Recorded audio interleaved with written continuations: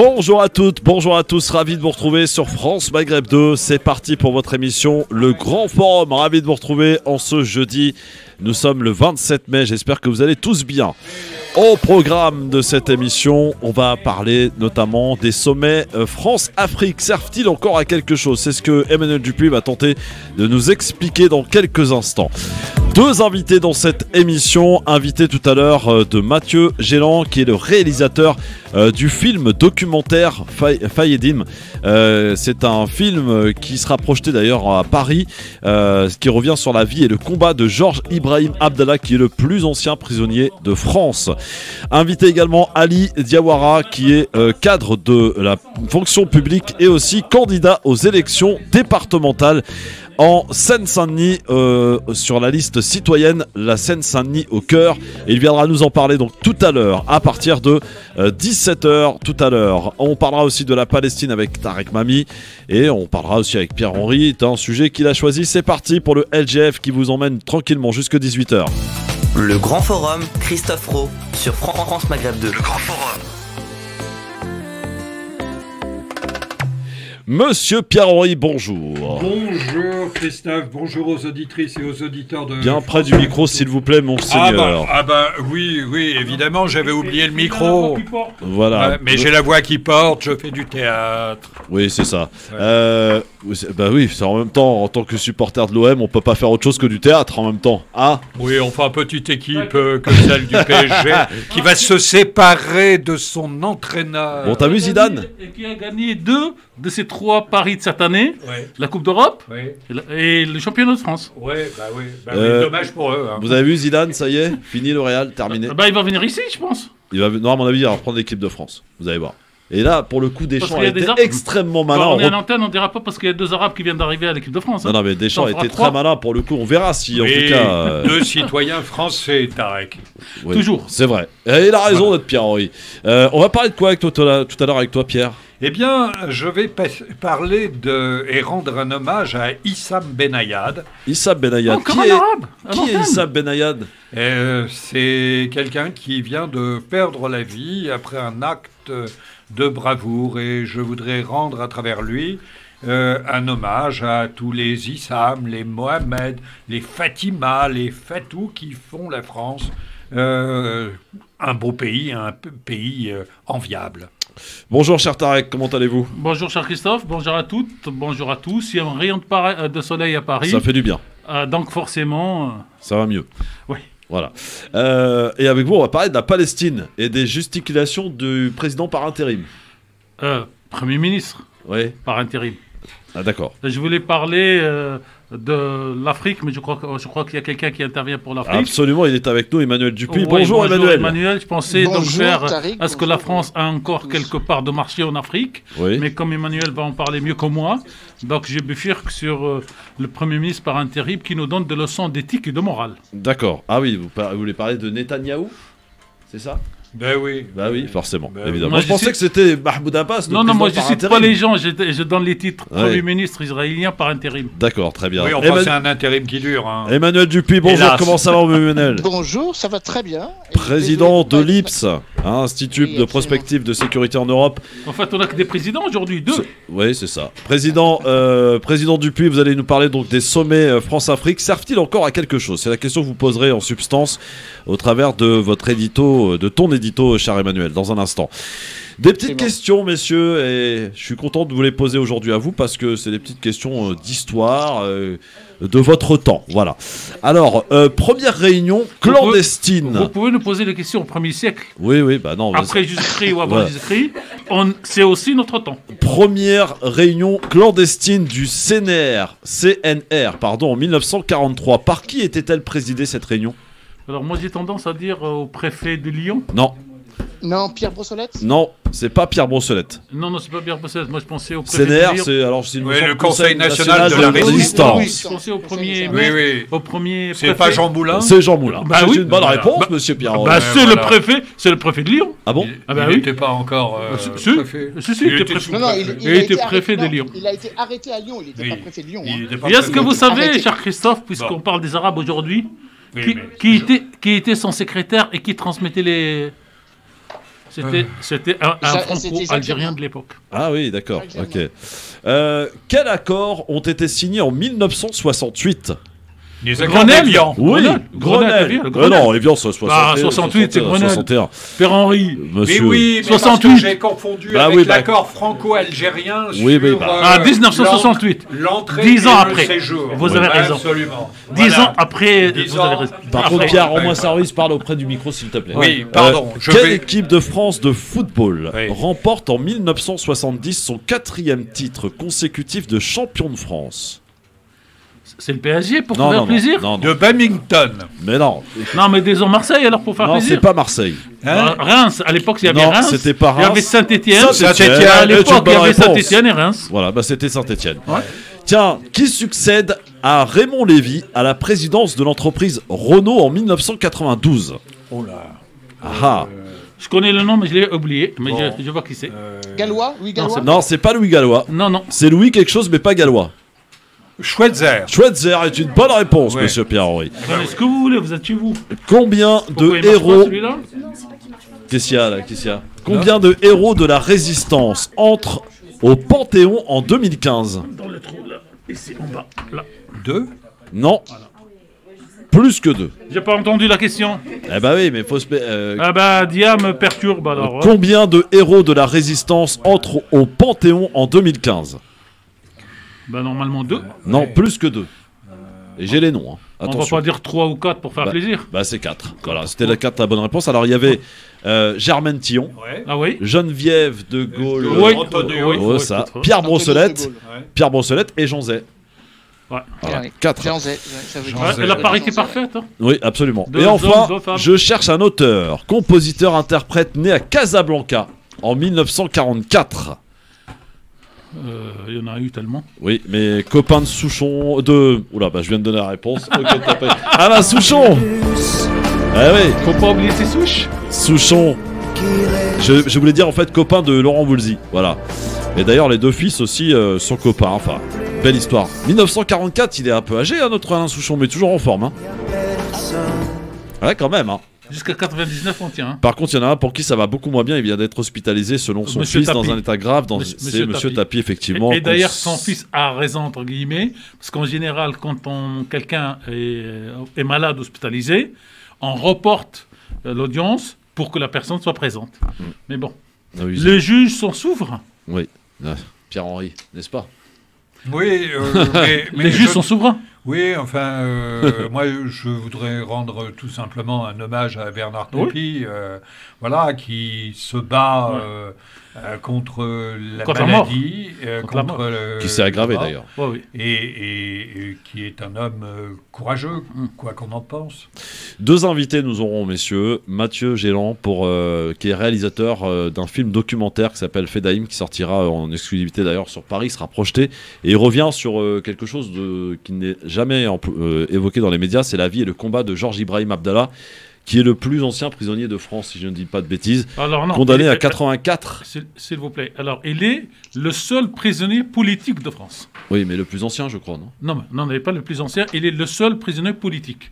Qu'est-ce que c'est qu'un prisonnier politique? C'est quand quelqu'un est condamné à un certain nombre d'années, qu'il passe en prison ce nombre d'années, que par après, on le garde quand même en prison. Libérable depuis 1999. Hein. Oui, oui, tout à fait. Et toujours en prison à ce jour. Ah bah, les Américains ne veulent pas le libérer, les Israéliens ne veulent pas le libérer, la France obéit. Ali Diawara sera avec nous aussi. Il est cadre de la fonction publique, mais c'est pas pour ça qu'il va venir. Il est candidat aux élections départementales en Seine-Saint-Denis sur la liste citoyenne, la Seine-Saint-Denis au cœur. Dans Faudra un que instant, Philippe nous explique la différence entre élections régionales, départementales et tout ça, parce qu'il y en a tellement Bah, que les c'est gens très ne savent simple. même bah, pas c'est pourquoi très ils doivent simple. voter. Emmanuel vous expliquera dans un instant. Non, mais Emmanuel nous expliquera l'Afrique. Là, on parle de France. Oui, mais il Bah, pourra aussi vous expliquer. J'ai aussi une prétention d'être un petit peu en politique. cher Voilà, Alex. un peu, voilà. Voilà. À tout de suite, Voilà. ne bougez Voilà. pas.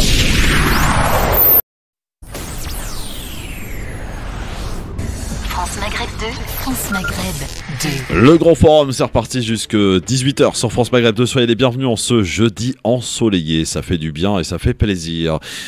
Demain, émission exceptionnelle, invité exceptionnel en exclusivité sur France Maghreb 2. Le prédicateur islamologue Tariq Ramadan sera mon invité entre 16h et 18h pour venir nous présenter un recueil de poésie dont je vous propose d'écouter un extrait en toute exclusivité. De la haine à la violence, c'est un extrait de Tariq Ramadan qui fait du slam. Écoutez.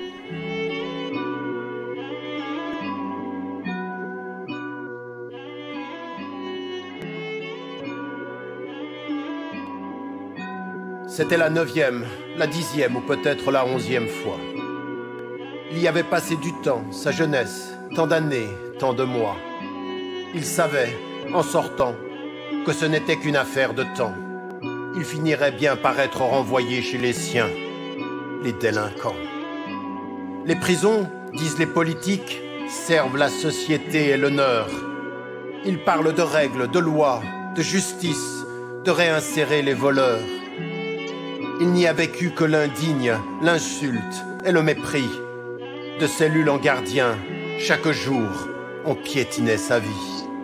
Il avait eu derrière ses barreaux des accès de haine et de colère. Comment se faisait-il que les plus grands escrocs de la terre soient traités en chef d'État, en PDG, avec tous les honneurs, alors que les plus pauvres sont voués au pire des honneurs? Il y a les délits, ceux des grands, ceux des petits. Les petits sont en tôle, les grands sont chéris. Ici, tu prends 10 ans pour 10 grammes, un vol ou des voitures. Là, pour 2 millions, c'est du sursis quand t'es du cercle de la magistrature. Tariq Ramadan, de la haine à la colère, c'est le titre extrait du recueil de poésie qui sort le 4 juin, qu'il viendra nous présenter demain sur France Maghreb 2 entre 16h et 18h. L'occasion nous sera donnée aussi de faire le point sur ses affaires judiciaires. On va pas épargner aucune des questions évidemment, et puis on lui demandera un petit peu sa réaction sur l'actualité internationale, puisqu'il a aussi son avis à donner. Il sera mon invité demain 16h 18h, rendez-vous à ne pas manquer. On va revenir maintenant au sujet de monsieur Emmanuel Dupuy, président de l'IPS, qui va nous parler des sommets Afrique. Servent-ils encore à quelque chose, cher Emmanuel? Oui, alors c'est un sujet qui pourrait sembler sorti de l'actualité, et pas tant que ça, puisque le sommet Afrique-France, le 28e sommet Afrique-France, déjà 28 sommets, aurait dû se tenir dans les jours prochains. Et bien évidemment, la crise sanitaire étant passée par là, entre autres, il a été repoussé une énième fois et vraisemblablement ne se tiendra pas, en tout cas dans la configuration initiale. Les sommets Afrique-France servent-ils encore à quelque chose? On sait qu'ils sont de plus en plus concurrencés par d'autres pays qui ont tous leur format. Le sommet les plus connus étant les sommets Chine-Afrique, qui rassemblent la totalité des 53 pays qui reconnaissent la Chine populaire, et plus récemment le sommet Russie-Afrique qui avait réuni en novembre 2019 à Sochi, là pour le coup, la totalité des pays qui reconnaissent la Russie, en l'occurrence c'est 54 pays. Faut-il encore qu'il y ait des sommets Afrique-France dans un contexte dans lequel il ne vous aura... ça n'aura échappé à personne, la France est de plus en plus décriée et de plus en plus reléguée à des postes qui ne sont plus celles auxquelles elle prétendait il y a encore quelques années être, c'est-à-dire les premiers partenaires économiques à l'occasion d'un baromètre qui a été rendu public par le Conseil français des investisseurs en Afrique. La stupeur a gagné un certain nombre d'investisseurs en constatant que la France était reléguée à la 6e place pour les pays dont l'image est positive et à la 9e place sur 11 pour les pays étant les plus bénéfiques pour le continent. Je passe évidemment sur l'opinion publique qui va en se dégradant. Parmi la tranche d'âge la plus conséquente sur le continent africain, les jeunes de 18 à 24 ans, 71% des Gabonais, 68% des Sénégalais, 60% des Maliens, 58% des Togolais ont une mauvaise image de la France. Faut-il encore qu'il y ait un sommet France-Afrique, alors même que l'on s'est donné maintenant depuis près de 74 ans une organisation gouvernementale ou une organisation intergouvernementale, l'Union européenne, dans lequel, évidemment, depuis, pas depuis 1957, pardon, mais depuis la création de la communauté du charbon, européenne du charbon et de l'acier. Faut-il encore qu'il y ait des sommets Afrique-France alors qu'il devrait y avoir des sommets Union européenne, Union africaine? Je disais qu'il y avait 28, on en est au 28e sommet Afrique-France, alors qu'on n'en est qu'au 6e sommet Union européenne, Union africaine, alors qu'on ne cesse de dire que sur le plan démographique, sur le plan économique, sur le plan civilisationnel, les deux continents, évidemment, doivent s'inscrire dans un partenariat plus fort. Faut-il aussi qu'il y ait encore des sommets Afrique-France pour la somme tout à fait considérable que ces grandes messes occasionnent? Le dernier sommet qui s'est déroulé à Bamako en 2017 avait vu la réservation de près de 3000 chambres d'hôtels, une soixantaine d'hôtels mobilisés, et Dieu sait que si c'est compliqué à Bamako, avec un coût absolument considérable pour un effet absolument dérisoire, puisqu'il n'y avait eu aucune décision qui avait été validée par consensus. Comment pourrait-il en être autrement quand la France appelle à ce qu'elle soit entendue sur l'ensemble du continent africain? Le président Emmanuel Macron est en terre de mission aujourd'hui au Rwanda, pays à la fois membre du Commonwealth, pays à la fois membre de la francophonie. Comment peut-il encore être raisonnable d'appeler à ce que les États africains viennent nous rendre visite sur notre territoire national? Le dernier sommet devait se dérouler à Bordeaux, il se tiendrait vraisemblablement à Montpellier, quand on sait que pas plus d'une trentaine de chefs d'État répondent présents, et encore quand on les incite fortement. La meilleure preuve en est le dernier sommet, qui n'était pas un sommet Afrique-France, le sommet pour le financement des économies africaines, a réuni péniblement 24 chefs d'État africains sur les 54 que compte le continent. Donc la question est simple, faut-il encore avoir cette ersatz ou ces réminiscences d'une France-Afrique qui ne dit pas autrement son nom qu'en réunissant des chefs d'État et de gouvernement à l'initiative de la France? Et je crois très sincèrement que la dernière interrogation ou la dernière affirmation de ma part plutôt consiste à dire que à partir du moment où tout le monde réfléchit à la rationalisation de notre relation avec le continent africain, quand je dis nous Européens, vis-à-vis des 27 États européens, vis-à-vis des 54 États africains, quand on se félicite que l'Union africaine est désormais pleine et entière avec le retour du Maroc, pourquoi encore faire des sommets Afrique-France en France, alors qu'il faudrait faire des sommets Union européenne et Union africaine à Bruxelles ou à Addis Abeba? En l'occurrence, c'est la raison pour laquelle les Chinois ont fortement investi dans le siège de l'Union africaine à Addis Abeba. Merci Emmanuel. Et là, franchement, je te félicite pour la durée. C'est nickel, c'est parfait. Ah bah je prendrai la même durée. Ah bah c'est parfait, très bien. Voilà. Et j'espère que Pierre aussi d'ailleurs. Oui. Bien évidemment. Bon, très bien. Alors, est-ce que les sommets France-Afrique servent-ils encore à quelque chose, monsieur Tarek Mami? Il devrait servir si la France pouvait commencer à considérer que les pays africains et autres étaient ses équivalents et non pas ses affiliés. Et il reste toujours l'histoire de la mémoire à nettoyer. Moi, j'ai aimé, je dirais, à hauteur de 7 sur 10, le discours du président de la République aujourd'hui au Rwanda. Il reconnaît des responsabilités.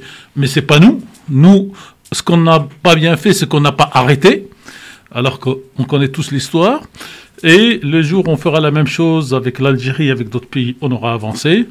Donc les sommets doivent encore exister à condition que de l'autre côté de la barrière, c'est-à-dire les Africains, les chefs d'État, puissent mettre leurs propres préoccupations sur la table pour échanger et non pas venir écouter et surtout négocier en douce la durée de leur propre mandat parce que leur peuple peut attendre. Oui, Pierre-Henri, les sommets France-Afrique servent-ils encore à quelque chose? Question posée par Emmanuel Dupuis. Oui, il n'y a pas. D'abord, il n'y a pas une Afrique, il y a des Afriques. C'est Hervé Bourges qui avait dans un livre célèbre parler des 50 Afriques, on peut parler des 54 Afriques.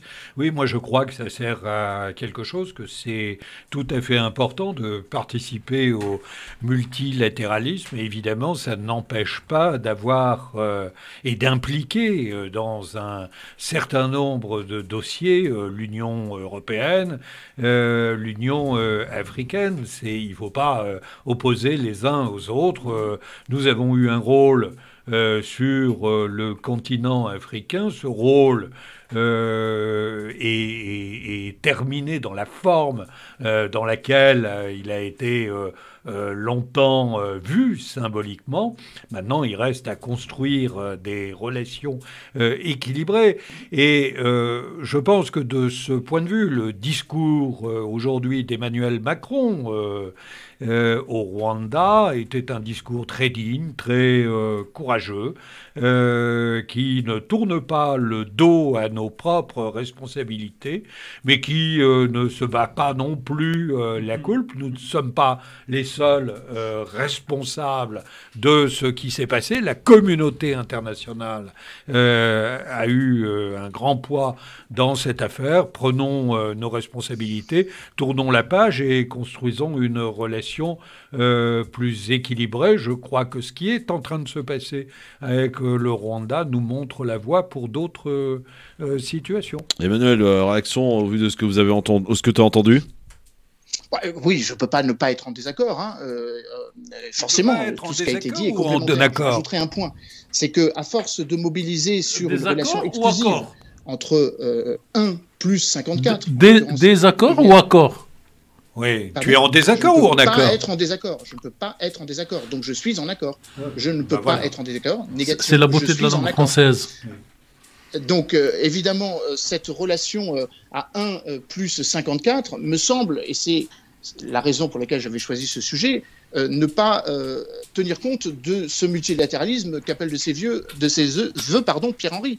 Au contraire, à force de singulariser une relation entre la France et le continent africain, on en viendrait presque à oublier l'énergie que nous ne mettons pas à ce que le continent africain soit présent dans le système multilatéral, à ce qu'il y ait une représentation africaine au sein du Conseil de sécurité. Pierre-Henry trouve ça un peu excessif, Emmanuel. Oui, parce que je trouve... Oui, je pense que cette vision des relations franco-africaine est une vision un peu datée et un peu partisane. Pardon, nous travaillons ensemble avec Emmanuel. Parce qu'elle n'est pas idéologiquement partisane. Elle est peut-être pas partagée, mais je crois qu'elle n'est pas du tout partisane. Je crois qu'au contraire, des réunions de chefs d'État mal élus, mal aimés par leur peuple, qui se réunissent à l'invitation d'un président français, n'est pas du tout rendre un service aux populations africaines qui ne se reconnaissent plus dans ces grandes messes. Mais dis-moi, Emmanuel, te voilà presque à la France insoumise. Hein. Attends, scoop. Emmanuel Dupuy, tu te voilà presque à la France insoumise selon Pierre-Henry. Pierre-Henry, il veut bien que la France lève les pieds, mais pas trop quand même. Hein. Le précaré doit rester carré. Ouais. Mais ça tient d'une relation d'égalité, et il appartient aux pays africains de faire en sorte que cette relation soit d'égalité. À condition qu'ils aient des d'adultes. À condition qu'ils aient des présidents élus. 50 ans après les indépendances, qui nomme les présidents, à chaque pays d'assumer ses propres responsabilités. Qui nomme ses présidents encore aujourd'hui, qui les soutient, qui les destitue. C'est Paris. Non. Donc on est un peu d'accord alors. Moi, je suis d'accord avec vous, avec toi, avec vous. Oui, on ne sait plus, vous. Oui, non, mais avec toi. Voilà, donc, je suis d'accord parce que je pense qu'on doit parler... En fait, on doit exporter ce que nous disons chez nous, on doit l'exporter partout et ne pas l'oublier quand il s'agit de Palestine, ne pas l'oublier quand il s'agit du Mali, ne pas l'oublier quand il s'agit de trucs, mais taper sur la table quand c'est Poutine ou quand l'autre fou vient de tourner l'avion. C'est cette politique à géométrie variable qu'il faut que l'image de la France à l'extérieur est en train de dépérir parce que disent les Français interdisent la manif pro-palestinienne à Paris, mais se font taper, on en parlera tout à l'heure, par le Premier ministre israélien, qui trouve qu'ils ne font pas assez. Donc, c'est cette force de la France qu'on avait avec De Gaulle, qui s'est effritée petit à petit, qui est descendu au sous-sol avec mon ami Sarkozy, et qui depuis continue à chercher le puits de pétrole en dessous. J'imagine que les interventions de Jean-Yves Le Drian vous ont plutôt convaincu dernièrement. On va être clair, Pierre-Henri. Oui. Moi, je ne demande pas à M. Le Drian, au président de la République, de me faire plaisir. Je leur demande d'avoir une position politique claire et constante. Oui, bien sûr. À l'intérieur et à l'extérieur. Bien sûr. Pour terminer mon propos, Ouais. Christophe, si je puis me Mais permettre. Emmanuel, il les faut que tu sommets- viennes les sommets en français- studio. Hein. Les absents ont toujours tort. Vas-y, Emmanuel, je t'en prie, ne te laisse pas intimider. Non, mais c'est pas que je me laisse pas intimider, je n'entends pas, puisque forcément, comme je suis loin, si deux personnes parlent en même temps, j'entends pas la phrase. Voilà, c'est ça. Euh, Comme les auditeurs je d'ailleurs. pense- Hein. Je pense très sincèrement que les sommets France-Afrique du début jusqu'à la fin Ouais. sont un peu antidatés. Pourquoi? Parce que ce sont des réunions de chefs d'État et de gouvernement. Ça, c'est la première chose. Deuxièmement, il s'agit de forums économiques dans lesquels on laisse la main au MEDEF. Bon, j'ai rien contre le MEDEF, j'ai rien contre le patronat. Par contre, dès qu'il s'agit d'investir sur les sujets qui intéressent les sociétés civiles, les think tanks, les milieux académiques, là, pour le coup, on dit que c'est pas assez sérieux pour que ce soit traité entre chefs d'État et de gouvernement. Et c'est là où il y a un vrai problème. Et les droits de l'homme. Ou des droits de l'homme, bien sûr, ou la démocratie, ou les processus électoraux, ou tout ce que l'on veut, ou le rôle des armées dans la gestion les rôles des armées africaines dans la gestion de leur propre crise sécuritaire. Et je pense que très sincèrement, c'est rendre service à la relation franco-africaine ou euro-africaine, à penser que ces sommets doivent être totalement revisités et que, bien évidemment, il faudra s'adapter peut-être avec des sommets plus thématisés, avec des sommets qui impliquent peut-être moins de pays, peut-être par grandes zones. Après tout, le sommet des deux rives qui devrait se tenir en même temps à Montpellier est peut-être plus agile, plus souple et peut-être plus efficace. Bon, en tout cas, voilà, on a fait le tour de la question et de cette question posée par Emmanuel Dupuis sur France Maghreb 2 pour intervenir, évidemment, vous le savez, le peuple a la parole dans cette émission. 01 40 33 9000, 01 40 33 90 00. Hommage rendu par Pierre-Henri. Dans un instant, ne bougez pas, notre invité aussi, Ali Diawara, on parlera d'un certain Premier ministre qui n'est pas très content des déclarations françaises, n'en faisant pas assez selon lui, avec Tarek Mami tout à l'heure, et puis on parlera évidemment de ce film documentaire sur la vie et le combat du seul prisonnier politique jusqu'alors en France. Il s'appelle Georges Ibrahim Abdallah, condamné en 1984, libérable en 1999 et aujourd'hui en 2021, toujours en prison, condamné à la perpétuité. Mais libérable en 99. Étrange. C'est la perpétuité à vie. C'est ça, perpétuité à vie, incroyable. On a inventé dans le droit français. Et d'ailleurs, si je ne m'abuse, c'est à Tunis qu'a pris connaissance Macron de Georges Ibrahim Abdallah. J'y étais. Ouais. C'était Oussou qui était en train de se promener. Et puis il entend des gens crier « Libérez Abdallah, libérez Abdallah ». Et puis, il y avait le ministre, il y avait son ambassadeur à Tunis, Pauvre d'Arvor, et on le voit chuchoter. Et l'autre, il met la main dans... Oui. Et l'autre, son ambassadeur, oui. Et l'autre, il met la main dans la bouche, il explique. Et on voit le visage du pays, comment on appelle ça, du chef du pays des droits de l'homme, c'est décomposé. Et il y a plein de photos comme ça. Et on voit le mec, il apprend ce qui se passe dans son pays. En tant que président de la République. Je ne sais pas s'il savait combien... Il était président ou candidat à l'époque? Il était président de la République. Oui. Et alors, on ne sait pas s'il savait combien la France avait de missiles nucléaires, mais en tout cas, on a appris qu'il ne savait pas qu'il y avait un prisonnier qui s'appelle Georges Ibrahim Abdallah. Absolument. Il faudra qu'on fasse une émission spéciale sur la Tunisie parce que là, la situation est catastrophique. Ça part dans tous les sens. Ça part dans tous les sens. Castex va venir en Tunisie. Là, le 3 et le 4 juin. C'est ça. Il va pas venir, il va aller. Il va aller, oui. Et moi, j'y vais le 13 juin. Ah oui? Oui, je vais... Qu'est-ce que tu vas faire là-bas, toi? Je vais travailler sur la question migratoire. Ah oui? Il reprend ses activités. Voilà. Oui.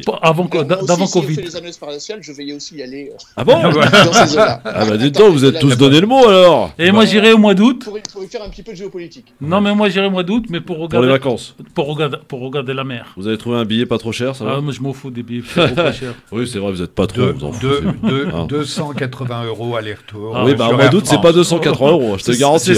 Mais au mois de juin là, 280 € aller-retour.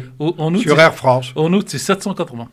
Oui, non, mais c'est fou. On pourra partir 3 fois. Ouais, non, c'est vrai qu'on parle souvent des billets, des chertés des billets pour l'Algérie, mais je pense que là, pour le coup, les trois pays du Maghreb se valent bien. Ah oui. Pour l'instant, le Maroc, on ne peut pas y aller. C'est toujours fermé. C'est toujours fermé. Non, jusqu'à quand d'ailleurs? En termes de tarifs. Alors, la nouvelle, c'est que la rame va réouvrir d'ici 15 jours. D'accord. Le problème dans ces 3 pays, en un mot, cher Christophe, c'est que les compagnies étatiques gardent le monopole, même si au Maroc c'est ouvert un petit peu. En Tunisie aussi, c'est un petit peu ouvert, non? Non. Oh, c'est pas comme le Maroc, c'est le Maroc. Mais c'est que ces sociétés sont en fait des, comment dire, des clusters de règlement des problèmes sociaux. C'est-à-dire que quand il y a les gens qui crient je veux travailler, on les embauche dans ces entreprises. Donc forcément, une entreprise qui a besoin de 1500 personnes et qui se trouve avec 7500 personnes. Ben, ça va pas très bien. Oui, ça va pas très bien, effectivement. Restez avec nous dans un instant. Pierre-Henri, donc tu rends hommage à Issam Benayad. Eh bien, vous découvrirez qui est Issam Benayad dans un instant. Ne bougez pas. Sur France Maghreb 2, c'est le LGF, le grand forum avec Monsieur Emmanuel Dupuis, Monsieur Pierre-Henri et Monsieur Tarek Mami. À tout de suite. Le grand forum, merci d'être avec nous en direct avec Pierre-Henri, Tarek Mami et Emmanuel Dupuis. C'est au tour justement de Pierre-Henri maintenant d'entrer en scène pour nous parler de Issam Benayad. Oui. Qui est Issam Benayad, cher Pierre-Henri? Merci Christophe, je voulais absolument vous parler de cet homme et d'abord prononcer son prénom, Issam, et son nom, Benayad. Cet homme âgé de 39 ans, habitant de Vitry-sur-Seine, s'est noyé vendredi 21 mai en portant secours à un nageur âgé sur une plage de l'Hérault près du Cap d'Agde.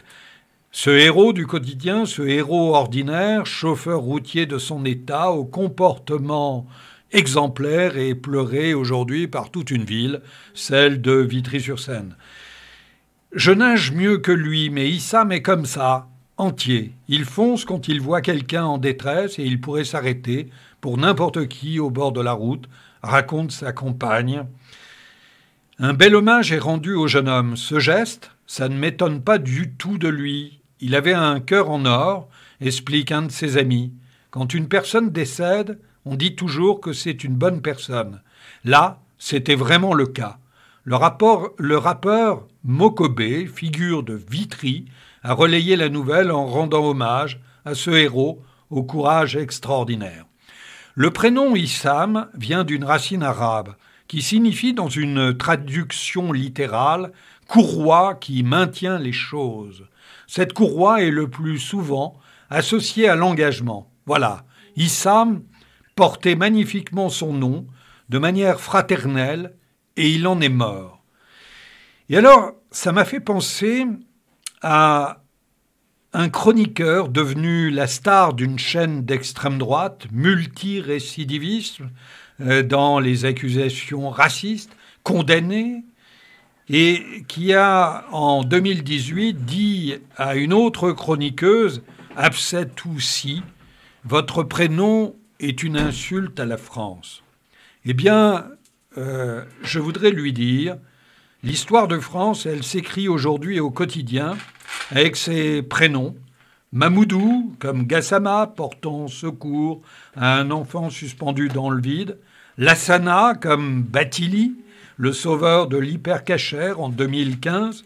Nizar Aznaoui, qui a sauvé 4 enfants de la noyade.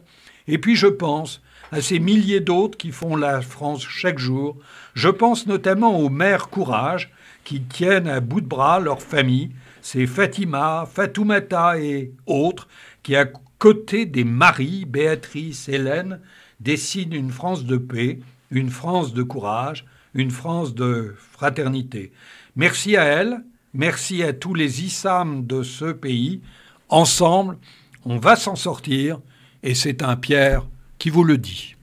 Merci Pierre, vraiment merci. Voilà, c'est très beau, c'est parfait. Moi j'aime beaucoup. Je sais pas ce qu'en pense Tarek Mami. Rien à dire. Fraternité et la France. Fraternité est l'un des mots du triptyque français. On le retrouve dans le texte de Pierre-Henri. C'est beau, mon Pierre. Bravo. Hein, Emmanuel, qu'est-ce que t'en penses? Ah bah, bien sûr, moi je suis toujours admiratif par la prose de mon ami Pierre. Non, mais c'était important de conjuguer dans la multiplication des enrichissements de notre pays. Certains ont appelé ça la créolisation, et je ne vois absolument rien de choquant à cela. Il y avait eu une petite polémique, souvenez-vous-en, quand un certain nombre de parlementaires avaient évoqué ça, et je crois que c'est très important que ce soit un Pierre qui le dise, et j'aime beaucoup la subtilité de la fin du propos de Pierre-Henri, et je crois que c'est très important, surtout que l'on sache ces actes de dévouement au quotidien, de dévouement et de bravoure, et qu'ils soient honorés, mais surtout, et c'est peut-être là où je rajoute un point, qu'ils ne soient pas honorés parce qu'ils sont exceptionnels.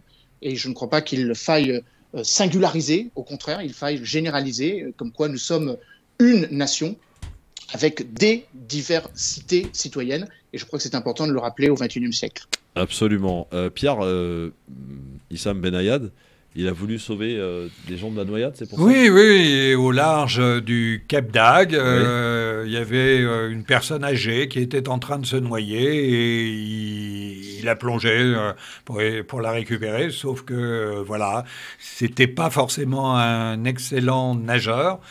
Mais il n'a écouté que son cœur et pas forcément la raison qui aurait pu lui dire mais alors, tu risques d'y laisser ta peau. Les sapeurs-pompiers expliquent, cher Pierre-Henri, que en fait, dans cet endroit-là, à ce moment-là, il y a eu ce qu'on pourrait appeler un tourbillon d'eau qui n'était pas prévisible et qu'en d'autres circonstances, il aurait pu sauver et sortir.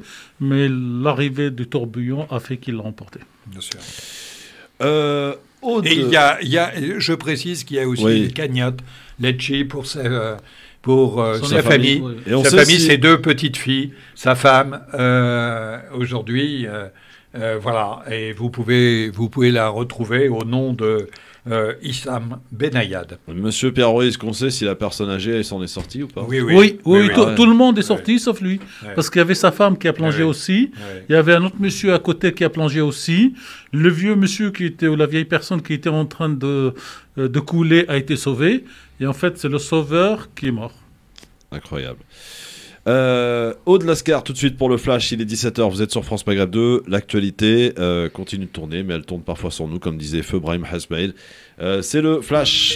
Pierre-Henri, Emmanuel Dupuis, Tarek Pami sont avec nous, notre invité Ali Diawara dans un instant pour parler qu'il se présente à nous. Il est candidat à l'élection départementale. Alors tout à l'heure d'ailleurs, Tarek se demandait et se posait la question quelle était la différence entre les départementales, les régionales. D'ailleurs, un vote qui va se faire le 20 et 27 juin prochain. On va voter pour ces deux élections le même jour. Emmanuel, régional, c'est pour la région, départemental, c'est pour le département, quoi. Absolument. Voilà. Et donc, il y a 13 régions françaises depuis la loi qui modifie le nombre de régions, en l'occurrence Hollande. La loi sur la nouvelle organisation sous le président Hollande du territoire, sous François Hollande en 2015. Et il y a évidemment eu, à cette époque, de manière concomitante, en juin 2015, un changement de nom. Ce ne sont plus des élections cantonales, mais des élections départementales, ça revient au même, c'est-à-dire que la circonscription de base dans le cadre des 101 départements et le canton, et donc nous allons élire des conseillers départementaux qui font partie du corps électoral, en l'occurrence celui qui peut adouber ou soutenir un candidat à l'élection présidentielle. Souvenons-nous, il faut 500 parrainages. Et donc, de ce point de vue... Et comment ça se passe à Paris? Est-ce que Paris vote pour la départementale? Non, Paris, c'est fait parce que Paris, le conseil départemental, c'est le conseil de Paris. Et quand vous avez voté, quand les Parisiens ont voté aux élections municipales, ils ont voté également leurs conseillers de Paris, leurs 155 conseillers de Paris, et donc qui ont le titre de conseillers cantonaux, enfin qui sont l'équivalent des conseils départementaux, mais ils sont une exception. Alors pour être le plus précis possible, il y a 4055 cantons en France. Ah oui, quand même. Et tous ces gens-là, cher Christophe... Et les Parisiens, je ne suis pas sûr qu'ils soient aperçus qu'ils ont voté pour un département l'année dernière. Mais bon. Non, mais c'est pour ça que je pose la question. Il est question d'ailleurs qu'il y ait une réforme de ce vote concomitant entre municipalité et, d'une certaine façon, cantonale parisienne. Et puis, tous ces gens-là, cher Christophe, vont se retrouver dans quelque temps pour devenir grands électeurs de France, pour élire les sénateurs. Ah oui. Les sénateurs. C'est comme ça. On a des élections à étage en France. Oui, et parrainer le candidat à l'élection présidentielle. Voilà.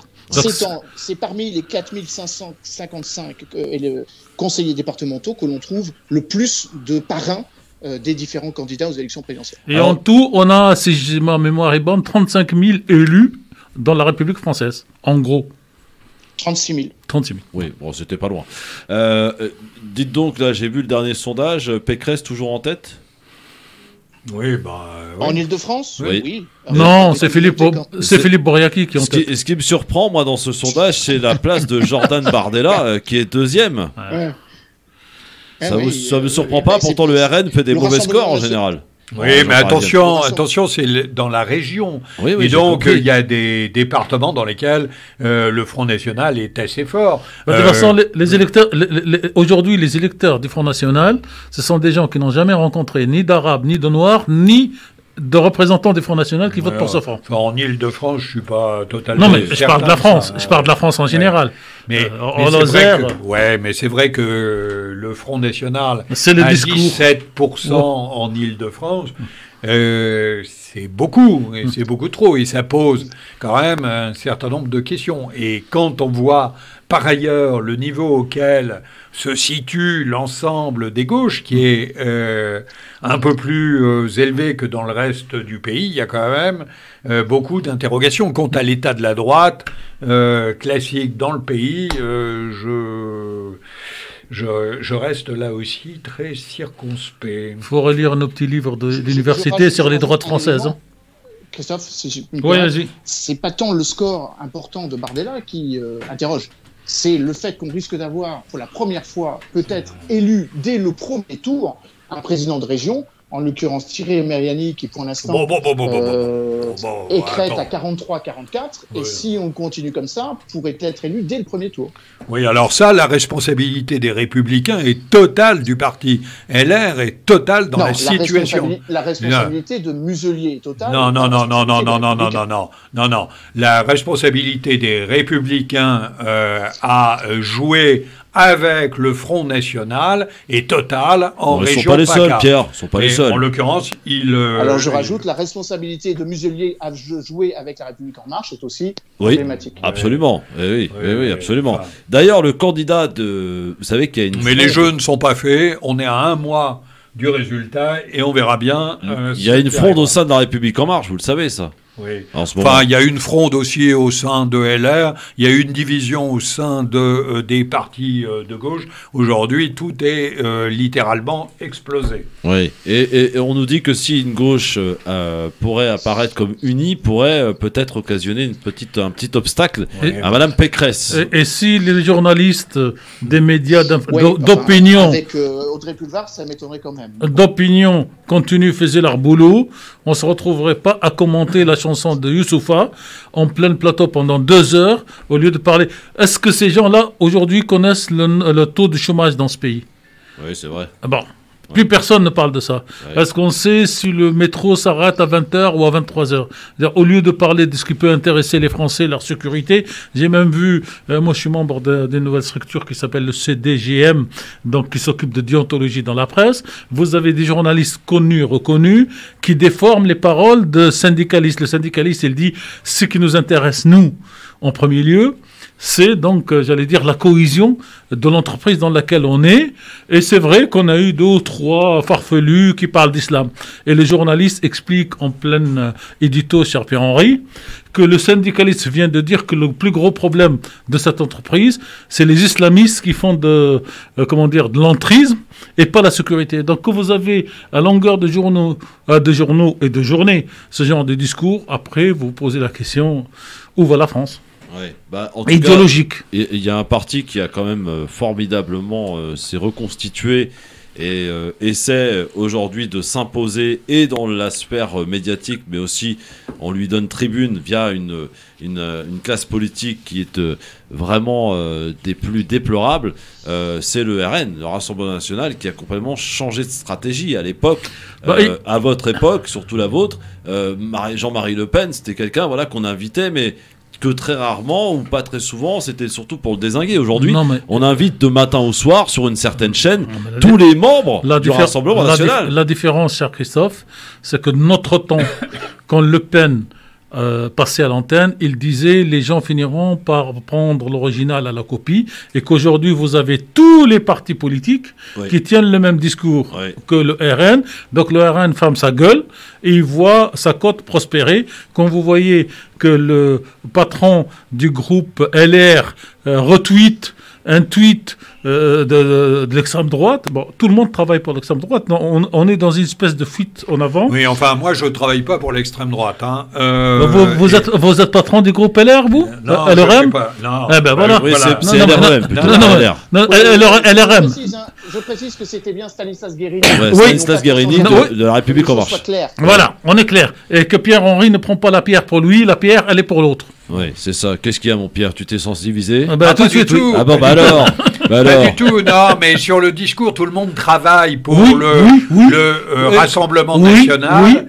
Il tout le faut monde, quand même une grande être partie. dans la nuance. Bon. Les médias aujourd'hui travaillent pour le Front National parce que ça fait de l'audience. Donc, pour que je gagne de l'argent, je vends mon pays. Vous la connaissez cette chanson-là? Je vais l'écrire comme Tariq Ramadan. Je vais écrire une chanson. La règle des médias, c'est on lèche, on lâche et on lynche. Je ne sais pas si... Ah, j'aime bien celle-là. On lèche, on lâche... Et on lynche. Ah oui, d'accord. Et alors, on verra bien si, au dernier moment, les médias lyncheront l'extrême droite. Non. Mais à ce jeu-là... il est clair que les médias participent par l'exposition d'un certain nombre de faits divers. Les médias et une large partie de la classe politique de ce pays. Les médias font rentrer la question de l'insécurité en permanence dans les salons aux 20h. Et comme ça ne suffit plus, parce qu'il n'y a pas que le journal du 20h, en réalité, les chaînes d'information en continu produisent du sentiment d'insécurité. C'est pas des chaînes d'information continue, c'est des chaînes d'opinion continue. C'est pas la même chose. Je suis d'accord. Oui, bon, c'est bien. Mais alors, par contre, Pierre-Henri, qu'on se reprenne quand même, la classe politique participe aussi à instrumentaliser le RN. À tel point d'ailleurs qu'on a voté toutes les lois liberticides, de fait que quand Madame Le Pen, si un jour elle y arrive au pouvoir, elle n'a plus qu'à exécuter ce qui a été voté auparavant. Et c'est ça la force de ce pays et de ce peuple. Quand Madame Le Pen arrivera pour pratiquer les lois... on l'espère pas, évidemment. Non, mais je pousse le bouchon. Quand Madame Le Pen arrivera au pouvoir pour pratiquer les lois que les autres ont votées, beaucoup vont se révolter pour dire que ces lois ne sont pas applicables. Ouais. Mais c'est la France, c'est l'histoire, c'est comme ça. C'est comme ça. Notre invité n'est encore pas arrivé. Oui, il est là, depuis tout à l'heure. Forcément. Il est sage. Forcément. Bah oui, je vois rien en même temps. Monsieur Diawara, bonjour et bienvenue sur France Maghreb 2. Comment ça va, Ali? Oui, Monsieur Ali, il peut rentrer. Voilà, allez, faites-moi rentrer Ali Diawara, qui est, je le rappelle, cadre de la fonction publique et aussi candidat aux élections départementales. En Seine-Saint-Denis, dans le 93 9-3, le terre-terre, sur la liste citoyenne, la Seine-Saint-Denis au cœur. Voilà qui fait envie, qui fait vibrer. Ali Diawara, bienvenue, bonjour. Bonjour. Comment ça va, Ali? Ça va bien, ma foi. Eh bien, écoutez, soyez le bienvenu, cher Ali. Vous êtes cadre de la fonction publique, cher Ali. Exactement. Et vous êtes donc candidat à l'élection départementale sur une liste citoyenne. Pour cette élection des 20 et 27 juin prochains.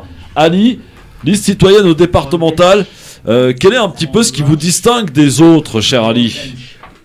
J'ai envie de dire c'est une liste qui a été un peu pensée, mûrie depuis plusieurs mois maintenant, avec plusieurs représentants associatifs, des militants de terrain, des personnalités civiles, des habitants, des parents qui s'engagent notamment dans la scolarité de leurs enfants, pour la réussite scolaire, des militants aussi pour le logement social et les droits fondamentaux que sont le droit au logement, le droit à la dignité, etc. Et donc on en est venu à dire qu'il fallait se positionner et porter haut à la fois nos valeurs et nos principes, mais également un message, j'ai envie de dire, d'avenir et de combat et de lutte par rapport aux difficultés qu'on peut rencontrer, j'ai envie de dire, quotidiennement, et les problématiques auxquelles nous sommes tous confrontés depuis maintenant pas mal de temps, et particulièrement ces derniers mois. Ali Diawara, il faut être précis sur le fait que la Seine-Saint-Denis a été un département extrêmement touché par la pandémie du Covid-19. mais aussi par cette précarité qui s'est aussi accélérée, qu'on a pu aussi entrevoir, qui se creuse davantage. Les inégalités sont très palpables dans ce département. Ouais, c'est le département le plus meurtri, en tout cas de France métropolitaine, le plus meurtri par la crise sanitaire. Après, j'ai envie de dire que c'est cette crise sanitaire, même sociale, scolaire, économique, existe depuis bien longtemps. Elle a juste été accentuée par cette crise et cette pandémie, mais elle existe depuis fort longtemps. Et malheureusement, j'ai envie de dire que aujourd'hui, les politiques publiques, de droite comme de gauche, en passant par le centre, ne permettent pas, j'ai envie de dire, de trouver des solutions structurelles à cette véritable pandémie qui est les difficultés sociales que rencontre la population en Seine-Saint-Denis. Et voilà, on est le département le plus discriminé de France, on est le département le plus pauvre de France, métropolitaine toujours. On est le département qui est à longueur de temps pointé du doigt. Jusqu'à encore hier, on nous disait que il manque que la mer en Seine-Saint-Denis pour que ce soit la Californie d'après notre président de la République. Bref, en tout cas, voilà, c'est un département. Bien qu'ils viennent un peu plus souvent. C'est un département quand même qui cumule les difficultés, qui concentre les inégalités et qui, depuis toutes les lois de décentralisation, etc., qui sont passées, finalement, on a un département un peu exsangue de la République et c'est ça la réalité. Paradoxalement, c'est aussi un des départements, je crois, qui est le plus entreprenant aussi. Paradoxalement, c'est un département très jeune, très dynamique, qui crée le plus d'entreprises, mais pas forcément des entreprises qui durent. Ouais. Et voilà, aujourd'hui, c'est un département, par exemple, dans lequel on a mis en place des zones franches urbaines. C'est très bien, ça profite, j'ai envie de dire, aux petites entreprises, notamment du territoire, et même aux grosses entreprises. Mais finalement... Quel rendu. Aujourd'hui, en Seine-Saint-Denis, on a quand même 500 000 personnes qui traversent la Seine-Saint-Denis, qui n'y vivent pas, mais qui viennent y travailler. Et inversement, on a 500 000 personnes qui quittent la Seine-Saint-Denis pour aller travailler dans Paris, souvent pour des boulots précaires. Dernièrement, on a eu une bonne nouvelle avec la victoire des femmes de chambre de l'hôtel Ibis Batignolles, après 22 mois de lutte quand même. Mais finalement... des mamans comme ça, des mères de famille qui se réveillent tous les matins, nous on en connaît quand même à foison, et finalement voilà, on a un département qui souffre terriblement, voilà.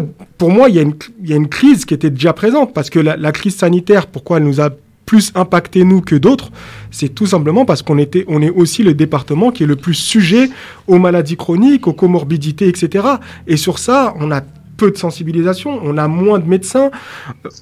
Toutes ces réalités-là sont des réalités qui existaient avant la crise sanitaire. Et finalement, aujourd'hui, c'est des choses qui se sont accentuées et pour lesquelles on a du mal j'ai envie de dire, un peu à sortir la tête de l'eau. Qu'est-ce qui vous anime, vous, à titre personnel, pour se lancer dans ce combat politique? Ma deuxième question, quelle est votre proposition phare de votre liste citoyenne Seine-Saint-Denis au cœur pour ce départemental? En ce qui me concerne, et avec d'autres, notamment des camarades de Saint-Denis, de Stein, d'Épinay, je pense notamment à Mohamed Djaouné, à Bakary Soukouna, à Marie Souprayen et d'autres personnes qui se sont engagées également dans cette voie, mais dans d'autres voies aussi. Nous, ce qui nous anime, c'est véritablement de vulgariser la vie publique afin que chaque citoyenne et citoyen de nos quartiers particulièrement se saisissent, j'ai envie de dire, un peu plus du droit et ont plus connaissance de ce qui les entoure afin de mieux appréhender les difficultés auxquelles ils sont confrontés. Je pense que ça peut passer par la politique, mais ça passe aussi surtout par la citoyenneté, par la connaissance de ses droits et de ses devoirs, mais surtout de ses droits. Et aujourd'hui, je crois qu'aujourd'hui, et notamment dans nos quartiers, les droits sont les choses les moins utilisées par les habitants des quartiers. Et donc nous, aujourd'hui, ce qui nous amène, c'est davantage cette question du droit, davantage cette question et cette problématique de l'égalité réelle dans nos quartiers. Pas d'égalité des chances, l'égalité réelle, éventuellement de l'équité, mais également de la justice et de la justice sociale et de la vérité, notamment par les pouvoirs publics. Donc c'est un peu ce qui nous anime aujourd'hui dans ce cheminement-là, mais comme je le disais tout à l'heure, on est quand même engagé depuis un certain temps. Et aujourd'hui, on a voulu prendre un nouveau tournant en espérant laisser une trace pour la postérité et notamment pour les générations futures. Alors Ali Diawara, je vais vous laisser entre les mains de mes camarades Emmanuel Dupuis, Pierre-Henri et Tarek Mami dans un instant pour quelques petites questions. Voilà, bon, ça risque d'être un peu plus corsé que les miennes, on ne sait jamais. Je vous y prépare et vous laisse le temps de la publicité pour vous y préparer. À tout de suite. 2. Le grand forum sur France Maghreb 2 avec Pierre-Henri, Tarek Pami et Emmanuel Dupuis et notre invité Ali Diawara qui est candidat au départemental et précision importante qui m'a été faite par Emmanuel Dupuis à juste titre. Pour quel canton, Ali? La Courneuve. La Courneuve. Duny-le-Bourget. Duny-le-Bourget, très bien. Parce qu'il y a des cantons, donc il faut le savoir dans les départementales. Vous êtes donc candidat aux élections départementales des 20 et 27 juin prochains en Seine-Saint-Denis. Sur la liste citoyenne, la Seine-Saint-Denis au cœur. Question de Pierre-Henri pour Ali Diawara. Oui, ben d'abord, félicitations pour cet engagement. C'est une très bonne chose que des jeunes gens issus de la société civile s'engagent. Mais j'ai quand même une question à lui poser. Ouais. C'est la suivante. Il y a 2 tours dans une élection. Et ce n'est pas à lui faire injure que de penser qu'il n'a pas énormément de chance de figurer au second tour. Et donc, dans ce cas-là, que va-t-il faire? Vers qui va-t-il se tourner? On est en Seine-Saint-Denis. Il y a une majorité départementale qui est limite à gauche. Il va voter à gauche? Il va voter à droite? La question est très précise. C'est une question piège en même temps. Hein, non, bah, si. C'est pas piège, c'est démocratique. Oui. Il n'y a aucun politique qui répond à cette question. Bah oui, alors... Ah bah s'il veut imiter les politiques... Non mais laisse-le répondre, après on verra. Moi je te dis juste, voilà, que bon... Alors Ali. Déjà avant de répondre, une petite remarque, parce que je ne savais pas en arrivant ici que monsieur aurait eu vent de l'histoire avant tout le monde. Je pense que si on s'est engagé dans cette campagne, et particulièrement face à la majorité sortante et symboliquement face au président sortant du département, Stéphane Troussel, c'est qu'on estime, notamment dans une élection où rien n'est joué, dans une élection dans laquelle la crise sanitaire va jouer son rôle aussi, puisqu'il y aura une forte abstention. Je pense, en tant que militant associatif, en tant que personne engagée de longue date sur ce territoire-là, particulièrement à La Courneuve, qui concentre quand même 2/3 des électeurs du canton, je pense qu'on a toutes nos chances de finir au second tour. En tout cas, d'accéder au second tour. Aujourd'hui, la réalité... Très politique, en fait. Ah non, je suis juste simplement optimiste, non, comme disait... C'est la réponse que font tous les politiques. Moi, tous les politiques. Je ne vais pas vous répondre à votre question, puisque je vais être au second tour. En tout cas, et donc, les gens vont voter pour moi. Ah si, non. Vous êtes d'un classicisme. J'ai pas dit que vous avez posé 2 questions, en fait. Non, mais Pierre-Henri, vous n'en avez pas posé qu'une. Si la personne pense qu'elle ne va pas passer au second tour... Elle ne va pas venir le dire. Non, mais pourquoi elle se présenterait au premier? D'une part, ça c'est quand même... Aujourd'hui... C'est une question piège. En tant que citoyen engagé, on a quand même investi avec mes camarades de liste, quand même pas mal de temps, d'énergie et de l'argent. C'est-à-dire qu'aujourd'hui, on bénéficie pas forcément des finances publiques, des finances de militants, des finances... Ça coûte pas très cher une départementale. Oh si, ça coûte quand même bonbon. Je sais pas, après, on n'a peut-être pas les mêmes revenus, mais ça coûte pas bonbon. Ça coûte quand même bonbon. Vous savez ce qu'on fait, Ali? Oui. Si vous êtes au second tour, ce que je vous souhaite, moi, voilà. Eh bien, vous revenez ici, lui mettre dans la tronche à Pierre-Henri. Ah, on va pas lui mettre que dans la tronche. Mais en tout cas, on sera ravis de lui dire que finalement, on est passé au second tour, voilà, et qu'il avait tort. Bon. Après, la question qui se pose pour nous, et c'est celle que j'évoquais tout à l'heure, c'est la question de la participation et la question de la vulgarisation aussi de la vie publique. Ça vote pas beaucoup dans le département. Notre objectif... Mais il y a Razik qui veut poser une question. Voilà, mais notre objectif, c'est aussi de permettre à des jeunes et moins jeunes de participer, d'aller voter ce jour-là.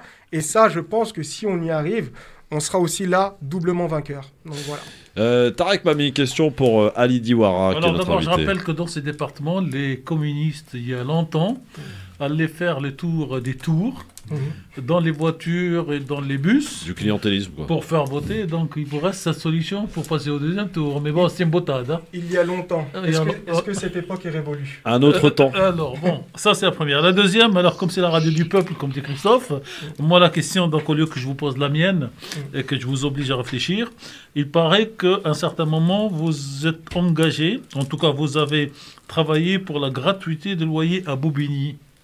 Ça, c'est Bétiche, ça. Je n'ai pas travaillé pour la gratuité des loyers à Bobigny. J'ai lancé une pétition au printemps dernier, en tant que président d'une amicale des locataires, notamment qui est basée au 4000 Sud, qui encourageait les bailleurs sociaux, notamment publics, à procéder à l'exonération des loyers pour les publics les plus fragilisés par la crise sanitaire. Donc c'est une pétition qui a rassemblé plus de 2500 signatures à l'époque, et plusieurs communes, dont Bobigny, mais également des communes comme Dreux et d'autres, se sont engagées à prendre des mesures exceptionnelles pour lutter contre, j'ai envie de dire, un peu le recul du pouvoir d'achat des ménages et permettre aux gens, en fait, venir soutenir la population face à cette crise quand même qui était un peu sans précédent. Et la question rebond, est-ce qu'on peut se présenter dans une ville dans laquelle on ne travaille pas, voire on ne vit pas?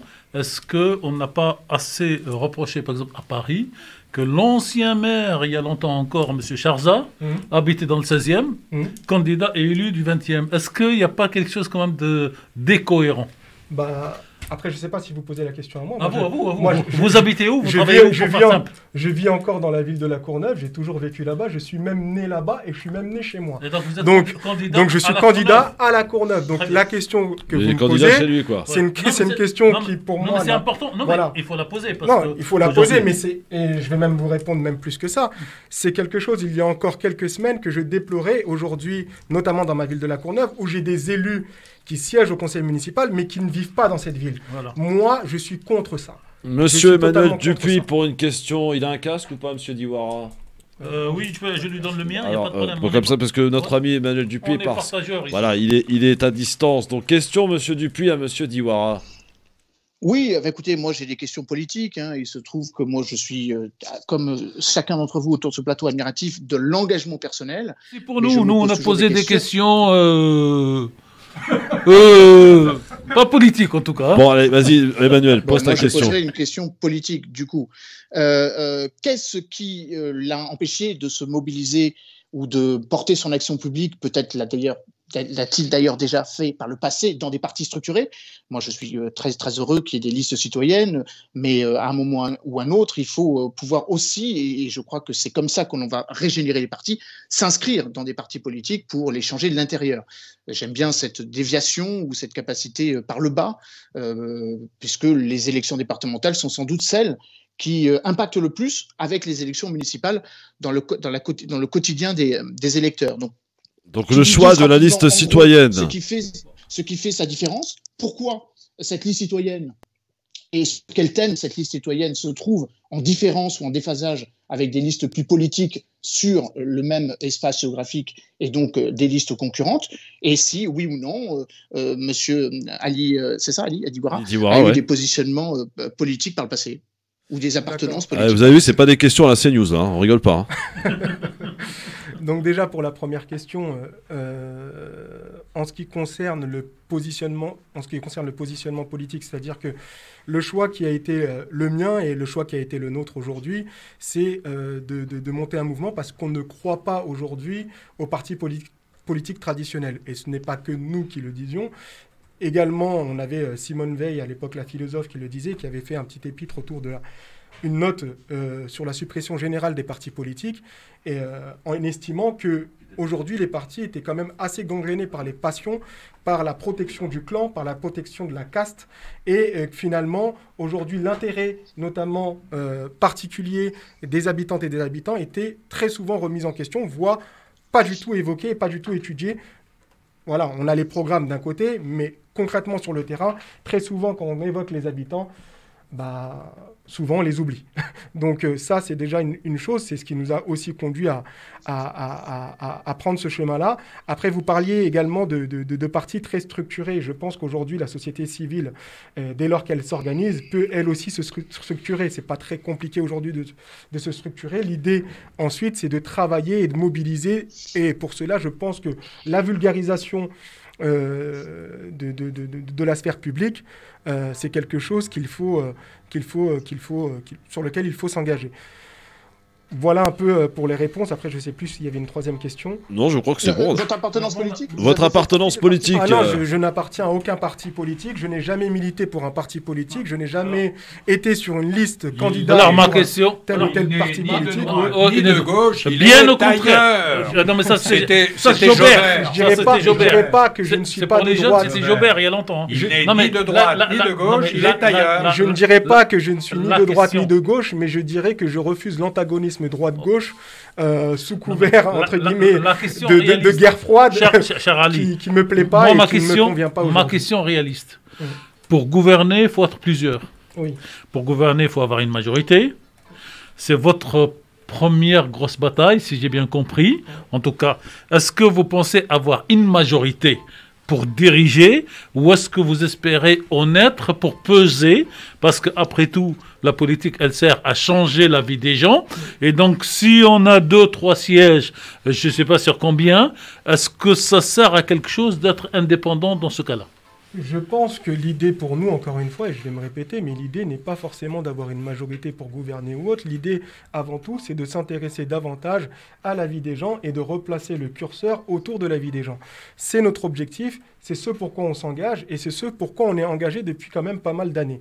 Ensuite, en ce qui concerne la question du politicien, nous avons eu à cœur de nous engager afin d'être présents, afin de porter quand même des messages. Et je pense que ces messages, aujourd'hui, ils sont écoutés. Vous évoquiez tout à l'heure l'exonération des loyers, la pétition autour de l'exonération des loyers. Cette pétition autour de l'exonération des loyers, il me semble qu'elle a quand même fait bouger les lignes. J'ai pu, à l'époque, m'entretenir avec Julien Denormandie, qui était à l'époque ministre du Logement, sur cette question-là. À la suite de cela, il y a eu quand même des annonces, notamment par Action Logement. À la suite de cela, il y a eu quand même des annonces également par un certain nombre de bailleurs sociaux. Donc, je pense que ça a un intérêt. L'idée pour nous, c'est pas forcément d'avoir une casquette et d'avoir un siège dans tel ou tel conseil ou autre. On s'engage pour cela, mais on s'engage surtout pas que pour ça. On s'engage, en fait, on poursuit notre engagement. On lui donne juste une autre vision. Afin de faire en sorte que les populations, afin de faire en sorte que les habitants s'emparent davantage de la sphère publique et arrêtent de délaisser ce système, arrêtent de l'alimenter de par leur abstention, ce qui fait qu'aujourd'hui la situation, notamment en Seine-Saint-Denis, ne change structurellement pas. Et j'ai envie de dire à qui profite le prix, mais je pense qu'il profite. Non, on a plus de temps là. 5 secondes. Est-ce que vous seriez pour le vote obligatoire à toutes les élections? Je me suis jamais posé la question. Donc je. Ouais. Ali Diwara, donc candidat, on le rappelle, aux élections départementales pour les 20 et 27 juin au cœur de la Seine-Saint-Denis. C'est le nom de la liste citoyenne que vous représentez, Ali Diwara. Merci beaucoup d'être venu sur France Maghreb 2 et bonne chance. Et rendez-vous le 20 au soir pour démentir Pierre-Henri. Avec plaisir. Merci beaucoup Ali, à très bientôt. Bonne soirée. Ah bah oui, j'espère bien Pierre-Henri, j'espère bien. Ah, c'est fini le temps droite-gauche. Maintenant, il y a Macron qui a tout cassé de toute façon. Il sera à Tunis, parce qu'il part à Tunis le 13. D'abord, ouais. Oui, de toute façon, il ne sera pas là. Oui, en plus. Donc, c'est pas un bon citoyen, il votera pas le 20. Il se permet, et puis après, il se barre. Bien sûr que si, il y a des délégations. Très bien. Alors, on enchaîne avec un autre invité, si vous le voulez bien. Pierre-Henri, Tarek Pabi, Emmanuel Dupuis. Merci d'être avec nous. On va parler un peu de culture avec un film documentaire, puisque nous recevons un réalisateur de ce film documentaire, Monsieur Mathieu Gélan. Bonsoir. Bonsoir. Bonsoir et bienvenue sur France Maghreb 2. Alors, vous êtes, vous, réalisateur de ce film documentaire, Fadaïn, qui revient sur la vie et le combat du seul prisonnier politique en France, Georges Ibrahim Abdallah. Pourquoi vous êtes intéressé à Georges Ibrahim Abdallah, Mathieu Gélan ? Alors, c'est un film qui est donc réalisé par le collectif Palestine Vaincra. On était, excusez-moi, le collectif Vacarme Film. On était plusieurs à travailler sur ce film. Alors, c'est pas le seul prisonnier politique. Il y a aussi des prisonniers basques, mais en tout cas, c'est un des plus ou le plus vieux prisonnier d'Europe. Ça fait plus de 36 ans qu'il est en prison. Donc nous, ce qui nous a intéressé, c'est de revenir un peu sur son parcours et comprendre comment un Libanais, un communiste libanais, se retrouve enfermé en France. Donc il est à Lannemezan, dans les Hautes-Pyrénées, depuis plus de 36 ans. Donc le film revient, c'est en quelque sorte des portraits croisés entre le parcours de Georges Abdallah, donc c'est un Libanais et qui très tôt s'est engagé auprès de la résistance du peuple palestinien et qui aujourd'hui donc est enfermé, et croisé avec l'histoire de la Palestine et plus précisément l'histoire de les différents événements de la résistance palestinienne. Comment avez-vous fait pour constituer ce film vers qui vous êtes tourné? Quel genre d'archives pour essayer de reconstituer le combat et la vie de cet homme? Alors, le film s'articule autour de différentes sources. Donc, il y a effectivement des archives donc de l'INA, par exemple, donc qui permettent de retracer notamment l'histoire judiciaire, puisque c'est un des points importants de comprendre ce qui s'est passé au niveau judiciaire en France. Et puis sinon, on a collecté des archives du côté du Liban aussi, et puis on a réalisé une série d'entretiens avec des proches de Georges Abdallah, avec son avocat, avec des anciens camarades ou des personnes qu'il fréquente toujours aujourd'hui, voilà, pour reconstituer un petit peu sa vie, en tout cas son parcours, et comprendre ses engagements politiques. Alors, est-ce que au cours de ce film, et après l'avoir terminé, puisqu'il va être projeté, je crois, à Paris, vous allez nous dire où dans quelques instants, est-ce que vous avez une raison, ce pourquoi Monsieur Georges Ibrahim Abdallah, pourtant libérable depuis 1999, est toujours en prison? Alors effectivement, il est libérable depuis 99. Alors il y aurait plusieurs explications. C'est forcément. Alors Georges Abdallah, c'est quelqu'un qui a jamais renié ni son passé ni ses engagements, qui continue même son combat depuis sa prison, en s'informant sur les luttes, en continuant à créer du lien avec l'extérieur. Donc ça c'est une première chose, parce que alors d'un point de vue juridique, il y a rien qui condamne ça, mais c'est une des raisons pour lesquelles l'État le garde en prison. C'est quelqu'un qui renie ses engagements communistes. Et puis il y a aussi des pressions. Ça c'est un élément important aussi. Qui sont notamment exercés par les États-Unis, entre autres, pour empêcher la libération de Georges Abdallah. Donc en 2013, il y a eu un tribunal qui a validé cette libération, qui était conditionnée par un acte d'expulsion vers le Liban. Il fallait s'il sortait, qu'il rentre dans son pays. Et cet arrêté d'expulsion n'a pas été signé à l'époque par le ministère de l'Intérieur, qui était Manuel Valls. Manuel Valls, effectivement. Alors la projection de ce film documentaire, c'est où, quand, cher Mathieu? Alors, la projection, c'est dans le cadre du festival Ciné-Palestine à Paris, le samedi 29 mai, donc samedi prochain, à 18h. Alors, c'est au cinéma Le Luminor, Hôtel de Ville. Donc ça, c'est la première projection. On sera présent, l'équipe du film, Vacarme Film, pour discuter ensuite de l'histoire de Georges et de la résistance palestinienne. Et puis d'autres projections sont en cours de calage ou sont déjà prévues. Voilà, il y a toutes les informations sur le site du film Fedaïn. Fedaïn, donc sur internet, vous pouvez taper Fedaïn, vous allez trouver effectivement le site et les projections. Donc ce samedi, c'est entrée libre, entrée pour tous? Alors ce samedi, non, c'est dans le cadre du festival Palestine Macra, donc c'est le festival Ciné-Palestine décidément, qui est donc entrée payante. Entrée payante, non mais d'accord, mais c'est ouvert à tout le monde, quoi. Tout le monde peut venir. Oui, c'est ouvert à tout le monde, évidemment. C'était là ma question.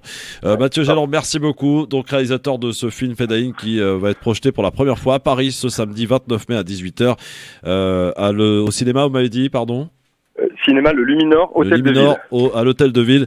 Et on se quitte avec la bande-annonce de ce film documentaire Fedaïn. Merci beaucoup Mathieu Géland. Merci à vous. Les fractions armées révolutionnaires libanaises sont en partie démantelées. Quelques-uns des membres de cette organisation terroriste qui a revendiqué plusieurs attentats meurtriers contre des intérêts israéliens et américains, quelques-uns de ces membres ont été arrêtés au cours des derniers mois en Italie et aussi en France.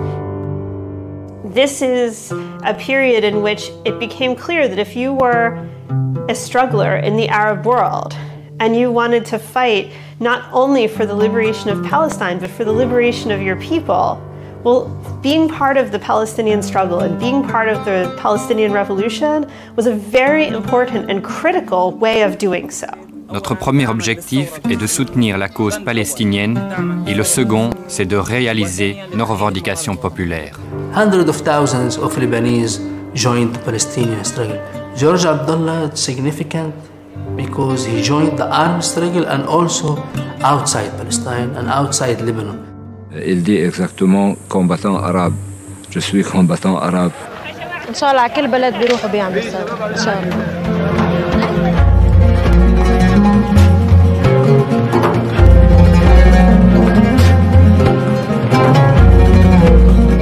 When we look at George Abdallah, we're definitely talking about someone who was a prisoner of the Palestinian liberation movement. We all know that George Ibrahim Abdallah, if he sell his principles, he could have been in Lebanon long time ago.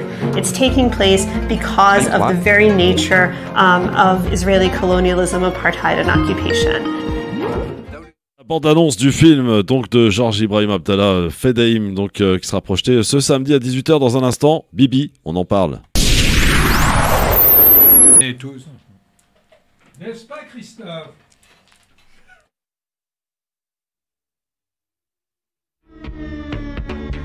Le LGF sur France Maghreb 2 avec Monsieur Pierre-Henri, avec Tarek Mami et avec Emmanuel Dupuis sur France Maghreb 2. Et vous aurez remarqué qu'il y a un monsieur et deux personnes présentes. Ouais.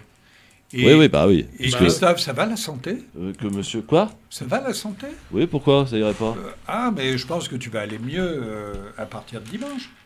À partir de samedi, si tu fais référence au fait que j'aille me faire vacciner, mais ben sans voilà. aucune conviction, je te le dis tout de suite. Al-Wash a gagné la bataille. Ouais. Voilà. Oui, Bravo, on te félicite. Karim a gagné. Oui, bah, je sais pas s'il me faut féliciter, j'en sais rien. Mais je sais pas. J'y suis obligé et contraint. Très bien. Voilà. Très bien. Emmanuel, t'es vacciné ou pas encore? Pas encore. Pas encore. Moi, je suis immunisé parce que j'ai été. Mais c'est dans l'objectif. Oui, c'est vrai. Non, il est immunisé, lui. Oui, effectivement.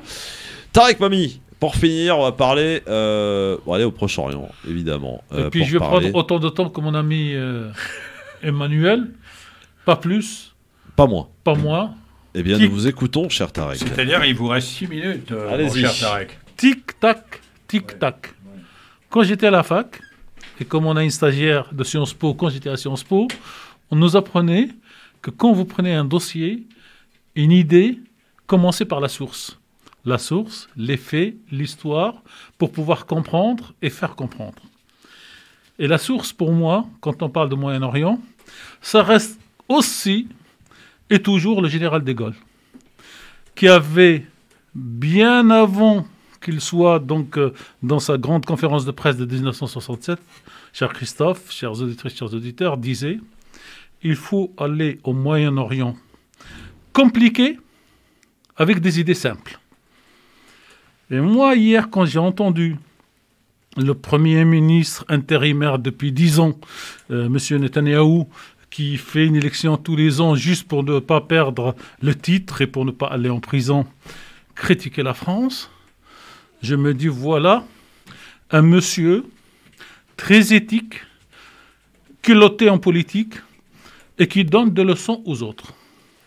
Il ne lui suffit pas d'avoir pu envoyer ce que M. Glavany, député français, qualifié de ministre israélien de la Knesset à l'Assemblée nationale française, M. Habib Meir pour ne pas le citer, et pour calmer le jeu tunisien comme moi, donc entre Tunisiens on peut se tirer dans les pattes, mais M. Netanyahou critique la position de la France à travers son ministre des Affaires étrangères, avec des phrases que le ministre des Affaires étrangères françaises n'a pas été au bout de son raisonnement. Ce n'est pas M. Le Drian qui a inventé le mot « Israël aujourd'hui est un pays d'apartheid ». C'est une grosse association de droits de l'homme américaine qui a décrit aujourd'hui la situation d'apartheid. Qu'est-ce qu'un apartheid? En 2 mots, comme on n'a pas beaucoup de temps, l'apartheid, c'est de faire subir la population d'un même pays avec des critères différents. Donc, si vous habitez aujourd'hui en Cisjordanie, du côté de Ramallah, et que si vous êtes juif et que vous commettez une infraction, vous passez devant un tribunal civil. Et si vous n'êtes pas juif, si vous êtes palestinien, vous allez passer devant un tribunal militaire. Alors que M. Netanyahou et ses défenseurs viennent nous expliquer au nom du principe de la République française comment peut-on accepter que pour les mêmes faits, certains passent aux civils et d'autres aux militaires. Et quand on m'aura expliqué tout cela, je réécouterai la bande donc, du discours de M. Netanyahou qui critique notre politique française, notre ministre des Affaires étrangères, qui les qualifie d'hypocrites. Je lui rappelle, pour repartir sur le premier point, l'histoire de la République et le discours du général de Gaulle qui disait « Israël a aujourd'hui capturé de territoire. Demain naîtra une résistance et la qualifieront alors de terrorisme. » Merci, cher Tarek. Réaction rapide de messieurs Pierre-Henri et Emmanuel Dupuis qui souhaitent réagir. Vas-y Pierre, je réagirai après. Oui, j'entends parfaitement la tribune de Tarek qui est totalement justifiée. La colonisation bloque tout processus de paix en Israël et je crois que ce qu'il faut soutenir aujourd'hui, et je terminerai par là, ce sont les Juifs et les Arabes israéliens qui manifestent ensemble dans un certain nombre de villes pour retrouver un espace de paix. Je réaffirme la position qui est la mienne d'un État, d'une solution à deux États. Voilà. Mais le ministre des Affaires étrangères français, Jean-Yves Le Drian, a eu raison de rappeler qu'une situation d'apartheid existait aujourd'hui dans les territoires occupés et à l'initiative d'Israël. Emmanuel. Oui, alors il a eu raison de le rappeler, puisque non seulement le général de Gaulle nous invitait à aller vers l'Orient compliqué, mais ses successeurs ont toujours eu une politique arabe d'équilibre, que ce soit d'ailleurs, on l'évoquait tout à l'heure, un certain nombre de ministres emblématiques en la personne de Michel Jaubert, qui le premier avait amené à ce que